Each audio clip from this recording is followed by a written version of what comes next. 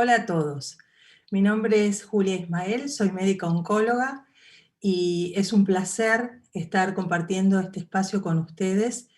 Ante todo, felicitar a iCáncer por la iniciativa de organizar este evento, de poner esta temática en agenda, que es una problemática poco visualizada y que genera grandes problemas e inequidades sobre las que ya existen en el control del cáncer a nivel global.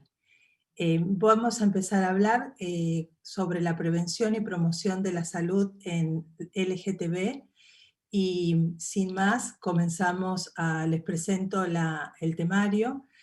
Vamos a hacer una breve introducción de por qué esta temática es diferente y qué particularidades tiene. Sobre todo la particularidad que ya la adelanto aquí en el temario son las barreras. No obstante, existen oportunidades, ventanas de oportunidad y algunas cuestiones puntuales en relación al cáncer. Entonces, el cáncer es un problema de salud pública a nivel mundial. No todas las personas, sin distinción de raza ni identidad de género, pueden y podemos estar afectadas por esta patología. Las poblaciones LGT, incluidas las QUEEN, tienen tasas más altas de cáncer colorectal, endometrio, pulmón, mama, piel, próstata, debido, no por características inherentes personales o físicas, sino debidas a la mayor exposición a factores de riesgo que relacionan con el cáncer. Por ejemplo, el tabaquismo, mayor consumo de alcohol, el sobrepeso con obesidad y en algunas patologías la nuliparidad, es decir, no haber tenido hijos es un factor de riesgo. Las tasas de detección de cáncer en general son más bajas en esta población, sobre todo por dos grandes barreras: las barreras de acceso al sistema y la discriminación. Entonces, dentro de las barreras principales se pueden mencionar relacionadas al sistema sanitario, como les mencionaba, la discriminación, barreras económicas, temores, algunos mitos, y en algunos países también es una materia pendiente el tema de la legislación, perdón, la legislación para la protección de ellos. Entonces, acá, como vemos, el individuo se encuentra frente a un abismo con muchas barreras, donde ve en el otro extremo al resto de la población con otra situación, con mejores sistemas de cuidado en la salud en general. Fundamentalmente, como les mencionaba, las barreras en el sistema sanitario se pueden agrupar con las comunidades LGTB. Tienen mayor riesgo, sobre todo con consumo de tabaco en un 40% mayor que la población general. Y sobre las barreras para la atención, en una encuesta, el 60% de los oncólogos manifestaron que no sabían lo suficiente para tratar a este grupo, no tenían herramientas suficientes. Y el 80% de los oncólogos, a su vez, decían que no saben lo suficiente para tratar a personas trans.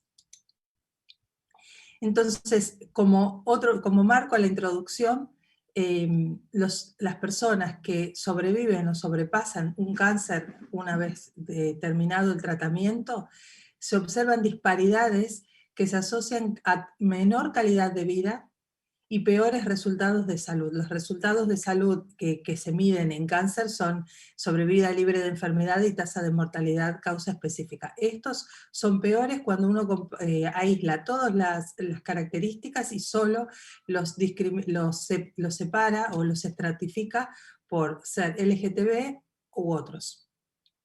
Entonces tienen peores resultados de salud debido a la discriminación, la exclusión social, la pérdida de apoyo familiar y depresión. Tienen mayor nivel de estrés debido a esto mismo, la discriminación, el estigma, el acoso, prejuicios, no solo desde el entorno familiar y de apoyo, sino desde el sistema sanitario, la homofobia, y toda esta situación de estrés, discriminación, estigma, acoso, prejuicios, promueven un mayor riesgo de trastornos psicológicos en esta población, que puede ser manifestada por depresión, trastornos del estado de ánimo, ansiedad, ideación suicida o intento de suicidio. Y esto, como sabrán o lo habrán escuchado alguna vez, todas estas situaciones conllevan o se asocian a uso indebido de medicamentos o abuso de drogas, lícitas o ilícitas, como decía, el alcohol una de esas u otras sustancias. ¿Cuáles son los obstáculos en el sistema de salud? Bueno, tenemos algunas herramientas que son las prácticas respetuosas en salud, y con la consigna clara de que todas las personas tenemos una orientación sexual, una identidad de género y una expresión de género.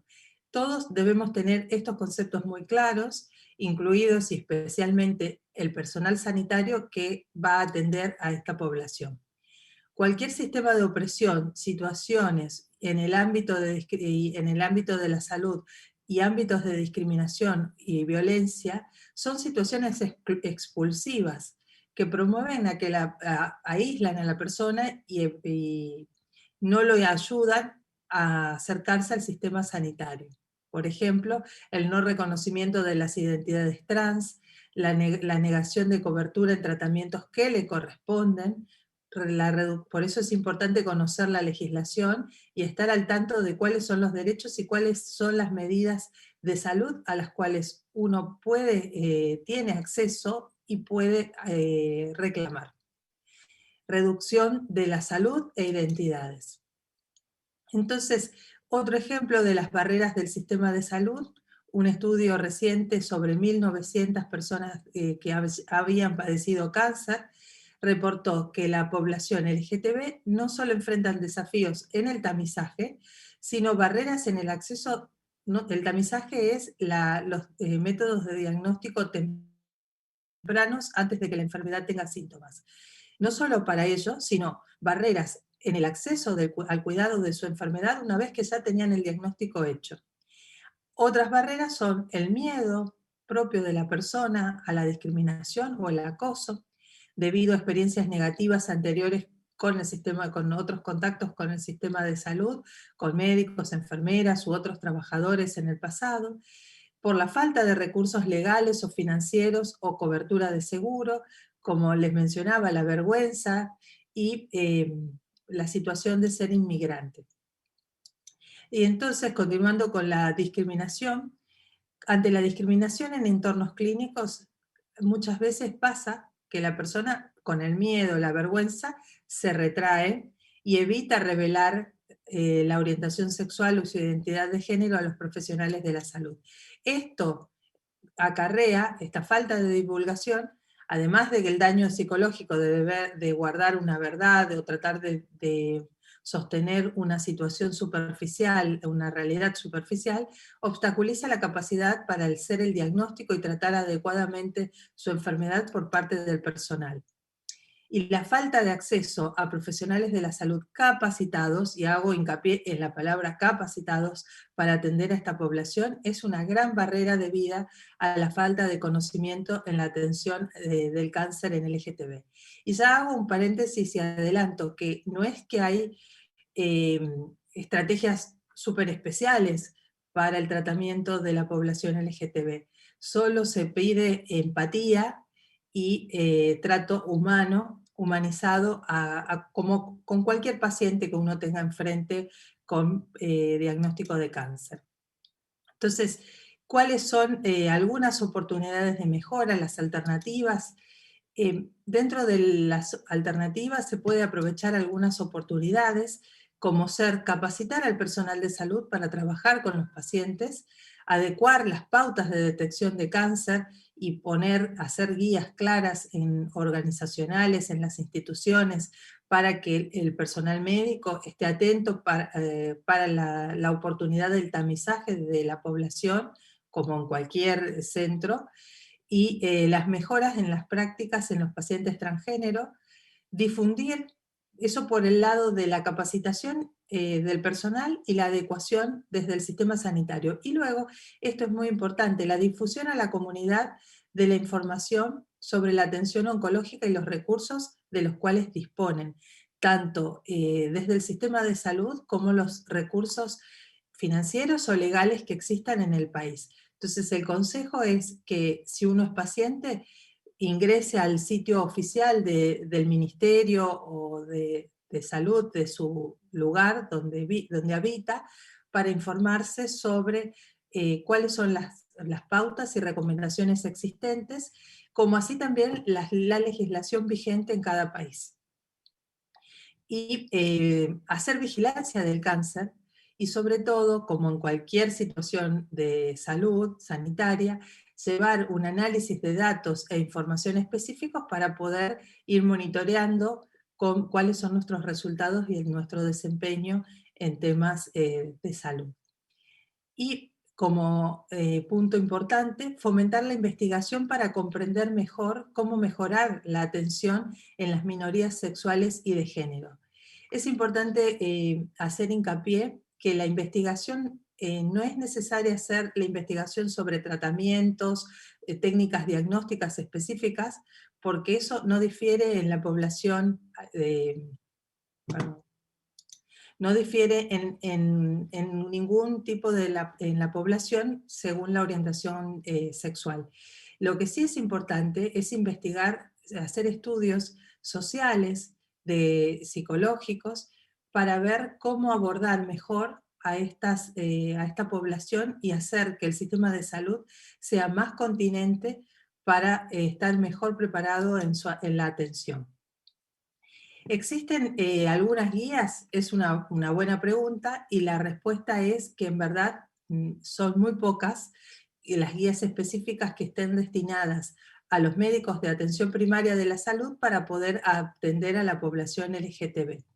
No obstante, hay algunas recomendaciones generales que sería como el viaje, la trayectoria del paciente dentro del sistema de salud y cuál es el principal problema a abordar cuando uno toma el primer contacto con el paciente, en los temas relacionados con la discriminación. También hacer una evaluación a través del servicio de salud mental para poder contener con todas esas que les comentaba, la depresión, angustia, ansiedad que el paciente trae por los temores y las experiencias del pasado. Hacer una investigación sobre el consumo de sustancias, averiguar sobre la fertilidad, el embarazo o la paternidad, y asesorar a las personas para que tomen las mejores decisiones, en pautas sobre la salud sexual, el cuidado de la salud sexual, evaluar cuáles son los riesgos elevados que pueda tener por edad, por sexo al nacer, o por el uso de sustancias como les contaba, y luego también trabajar sobre la autoimagen, promover la actividad física, evaluar e intervenir sobre violencia doméstica, y también, como ya les he mencionado, el abordaje legal sobre la unión legal para si es que está en pareja, o asesoramiento sobre la paternidad. Entonces, para la diversidad tenemos ejes de trabajo que son los datos, a través de los cuales vamos a poder tomar mejores decisiones, y el sistema de salud, que debe estar lo mejor apropiadamente preparado para tratar y recibir a las personas LGTB. Los cuidados generales para el paciente transgénero, el objetivo es, como les decía, como uno de los resultados era una mala calidad, una pobre calidad de vida, pese a poder atravesar toda la línea de cuidado continuo en cáncer, hacer un abordaje amplio de las expectativas y planes personales, y asociarlos y adaptarlos a la realidad de cada individuo, hacer tratamiento individualizado, y sobre todo en cuanto a las experiencias de la vida real, o si requiere o quisiera terapia de suplementación, de reemplazo hormonal. Y en cuanto al tamizaje, un adelanto de dos puntos muy, muy sencillos, que son: para todas las personas trans mujeres deben hacerse un seguimiento de cáncer de próstata y mama como la población, siguiendo los criterios de la población general. y el trans hombre debe hacerse screening y seguimiento de tumores pélvicos, realizarse un PAP y hacer tamizaje de cáncer de mama. Entonces, en cuanto a las recomendaciones, como les mostraba en la trayectoria del paciente en otro paper, debe referirse al profesional de la salud mental para valorar la disforia de género. Es una recomendación basada en estas guías que figuran al pie de grado B. Confirmar la elección de si va la preferencia de hormonoterapia y el consentimiento también es una recomendación de grado B. Tratar los efectos secundarios de las hormonas, de la hormonoterapia. Una de esas es la obesidad. Es una recomendación de grado B, y recomendación grado A, es decir, el máximo nivel de evidencia disponible, es que las personas deben ser invitadas a participar del tamizaje y controles basados en el sexo de nacimiento. Esta diapositiva nos pone en contexto sobre lo que ya vine mencionando a lo largo de la conversación, es que el cáncer cervical no tiene sexo. ¿Y por qué no tiene género? Los varones trans necesitan prevenir el cáncer de cuello de útero. ¿Y por qué? Se necesita que todos los varones trans puedan hacer una consulta ginecológica para prevenir el cáncer de cuello de útero, que es un cáncer de cuello que es muy frecuente en las personas a partir de los 35 años y es una patología que es fácilmente prevenible a través de la realización de un estudio que es un PAP, es un estudio poco invasivo y que permite detectar si hay lesiones en el cuello uterino y tratarlas tempranamente antes de que se transformen en cáncer. Esto es una extracción de un material de publicidad, de un material informativo a la comunidad que está disponible en la página web del Ministerio de Salud de la Nación de Argentina, donde explica cómo es la realización del PAP, para que uno pueda tener una noción antes de la consulta y derribar el miedo, y que el cáncer de cuello uterino está asociado a una infección viral persistente, que es la infección por HPV, y que al ser causada por esto también hay una estrategia de tamizaje que está relacionada a la detección de las formas más oncogénicas del virus de VPH, y en algunos países está disponible como técnica de tamizaje primario, por ejemplo en Argentina está disponible. En esta encuesta se vio que casi el 40% de las mujeres LGB habían percibido que habían sido incorrectamente informadas sobre la pertinencia de realizar o no un tamizaje por cáncer cérvico-uterino. Y solo la información fue incorrecta, el sesgo fue debido a su orientación sexual. Esto ni no es tan antiguo, es del 2018.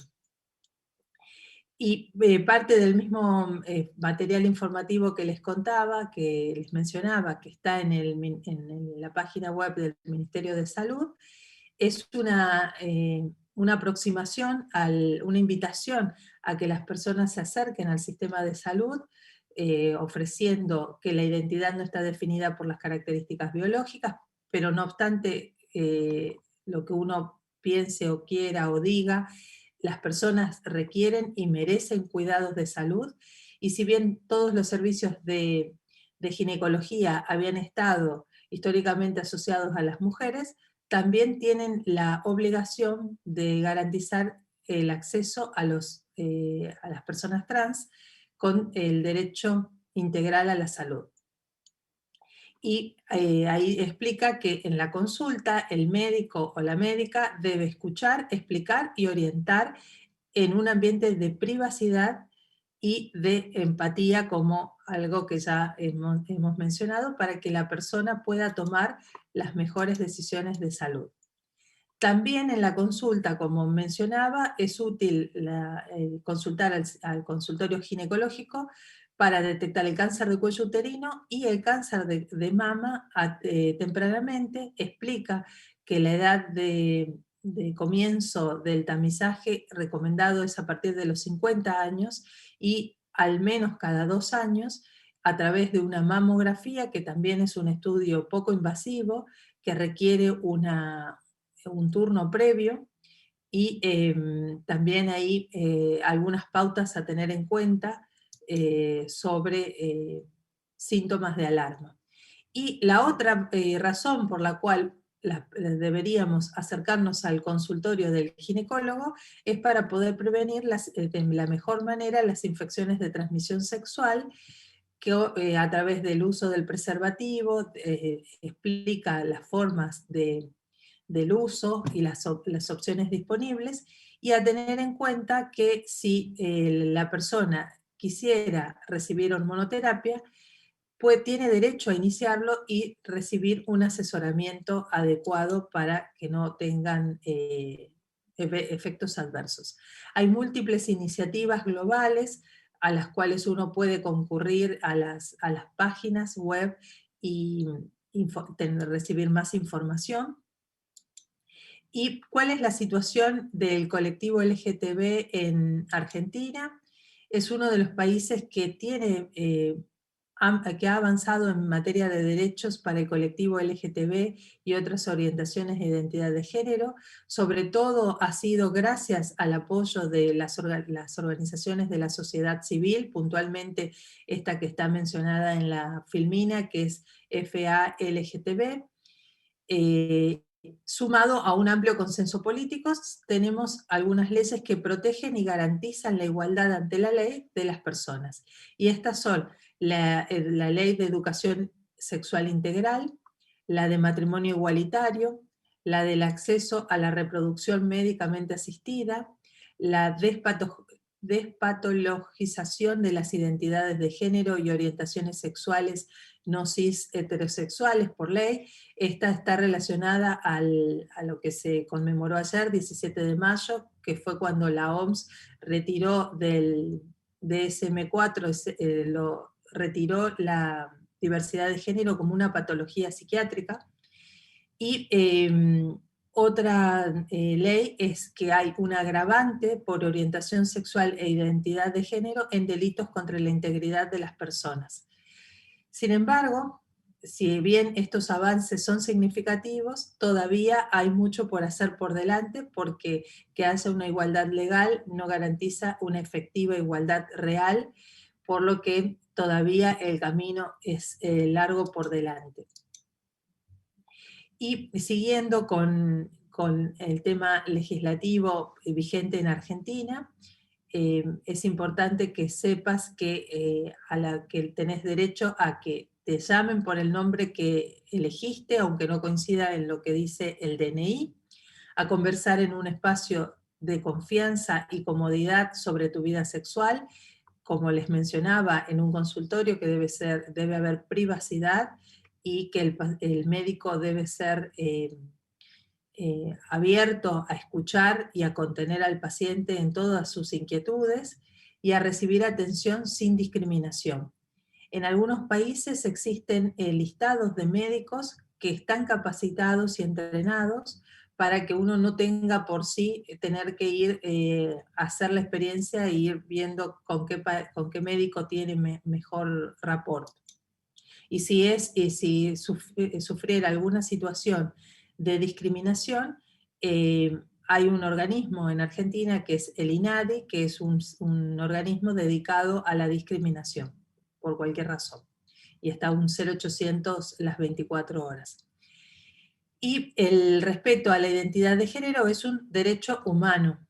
Acceder a una salud integral con un trato digno y respetuoso es un derecho. Y esto es ley en Argentina. Y hasta acá llegamos. Agradezco nuevamente a los organizadores por la oportunidad de poder compartir este espacio, de poder mostrar algunos datos, algunas sugerencias. Y lo importante es que hay que acercarse al sistema de salud, hay que buscar información, principalmente y en primer momento a través de los sitios web, y luego cuando uno tenga más herramientas, acercarse, pero no dejar pasar el tiempo en hacerse los controles y los chequeos oportunos y de calidad. Muchas gracias.